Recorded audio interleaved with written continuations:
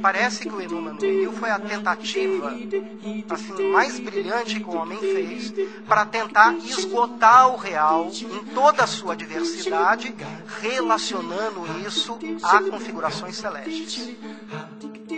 A gente tem uma outra tabuinha também muito famosa, que é o Mupalpin. Na realidade, a gente poderia chamar isso do primeiro manual técnico elaborado, né, na história da civilização, e que trata de não só dos presságios, mas também trata de assuntos de ordem astronômica e também de assuntos voltados para a agricultura, né?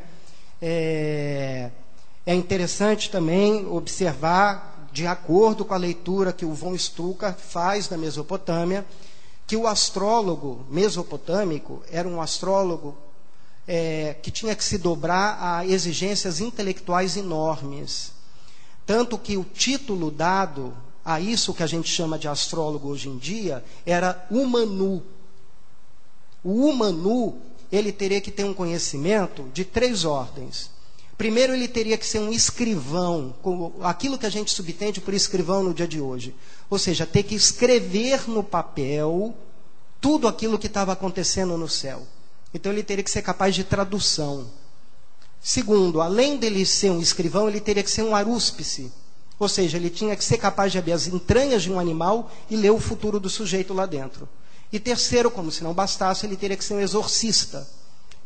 Ou seja, mas não exorcismo como a gente entende no dia de hoje. Ou seja, o sujeito que, conhecendo eventos celestes, conhecendo também o futuro do sujeito, ele seria capaz de intervir na história do sujeito com práticas mágicas. Tudo isso era a formação do astrólogo mesopotâmico. E tudo isso aqui, se tiver certa teoria, também muito discutida, de quem é que herdou a astrologia, se a astrologia veio do Egito, veio da Mesopotâmia, veio da Grécia, quem é que contribuiu para quê nesse imenso saber, que na realidade parece que é uma contribuição de diversas civilizações, né? Mas de acordo com uma teoria, todo esse imenso saber da Mesopotâmia é herdado pelo grego, e se diz que foi o grego que desenvolveu esse saber de uma ordem extraordinária. A questão que eu acho que vale a pena a gente pensar também, e se fosse possível discutir a respeito dela, é que a Grécia, ela desenvolveu um sistema para explicar o mundo propriamente racional. Muito embora já houvesse um modo de entender o mundo, de dar sentido ao mundo, porém de ordem mítica. Se há alguma contribuição da Grécia, ela não se esgota, ela não se resume nos avanços supostamente astronômicos, matemáticos e etc. Mas também numa tentativa de criar uma visão de mundo que fosse coerente e racional. E eu acho que é importante fazer essa observação, porque na medida ela se encaixa um pouco com as interpretações que estão sendo feitas sobre essas tabuinhas mesopotâmicas, em especial para também entender o trabalho do astrólogo grego. Porque o astrólogo grego, ele também continuava trabalhando com esse cômputo dos episódios que acontecia ao longo da história que ele vivia. Porém, isso era feito à revelia da filosofia que foi inaugurada na Grécia. Para quem estuda filosofia antiga, há um modo de dizer muito curioso, né, que a Grécia ela operou um verdadeiro milagre. E que o verdadeiro milagre foi o desenvolvimento da razão, como se antes da Grécia não tivesse havido nenhum evento de ordem racional. Me parece que as tabuinhas das efemérides feitas pelos mesopotâmicos, os almanaques criados nessa época, foram feitos, mesmo que de maneira assistemática, não organizada, foram feitas pela razão. Tá? Mas no que se refere à Grécia e à prática astrológica grega, e que eu acho que eu gostaria de resumir aqui, é que o astrólogo ele continuava trabalhando em cima do levantamento desses episódios que aconteciam ao longo de determinados eventos celestes, tal como fazia o homem mesopotâmico. Porém, junto a essa atividade propriamente astrológica, a gente havia uma coisa que não havia na Mesopotâmia. havia a tentativa de encontrar um sentido do mundo do ponto de vista racional e coerente. E é nesse sentido que a gente vê que, junto com a atividade astrológica do grego, a gente tinha também a filosofia, a cosmologia e a matemática. É lógico que isso, de algum modo, veio interferir na prática do astrólogo mesopotâmico, do astrólogo antigo. Porque, de algum modo, com o advento da civilização grega, a prática propriamente mágica da astrologia, ela começa a ser colocada um pouco de escanteio. A posição do astrólogo já não é tão confortável quanto era na época da Mesopotâmia. Tanto que a coisa mais curiosa que a gente tem a respeito das grandes obras filosóficas dos gregos é que não há nenhum tratado de astrologia. Aristóteles não fez um tratado em toda extensão de astrologia, Platão também não fez. É lógico que eu não vou entrar no mérito da obra de Ptolomeu, né? Mas assim, é reputada a Ptolomeu essa tentativa de fazer uma sistematização, e parece que foi a primeira tentativa de sistematizar todo o corpo de conhecimentos astrológicos, e provavelmente amputando algumas coisas que não cabiam dentro desse sistema. Mas o que é curioso é que na Grécia a gente tem a tentativa de um sistema que explique o mundo.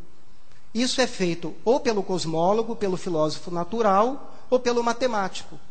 E o astrólogo, a revelia disso, ele continua fazendo o seu trabalho de cômputo. Porém, a partir de agora, o astrólogo tem uma coisa que o homem mesopotâmico não tinha: a fundamentação da sua teoria. Porque, de acordo com Platão e Aristóteles, o que a gente tem agora é quase que uma fundamentação de como o céu interfere na Terra.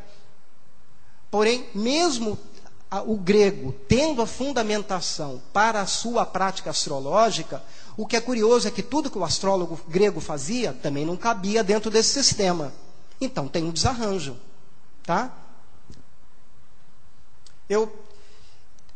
Tem um historiador da Idade Média muito famoso chamado Alain de Libérard, e ele diz algo muito próximo disso que eu tentei sintetizar para vocês, que ele diz o seguinte: sendo o tema fundamental da astrologia a ideia de uma influência dos astros, cumpre dar-lhe uma certa representação do mundo para que ele encontre as condições de um funcionamento teórico convincente.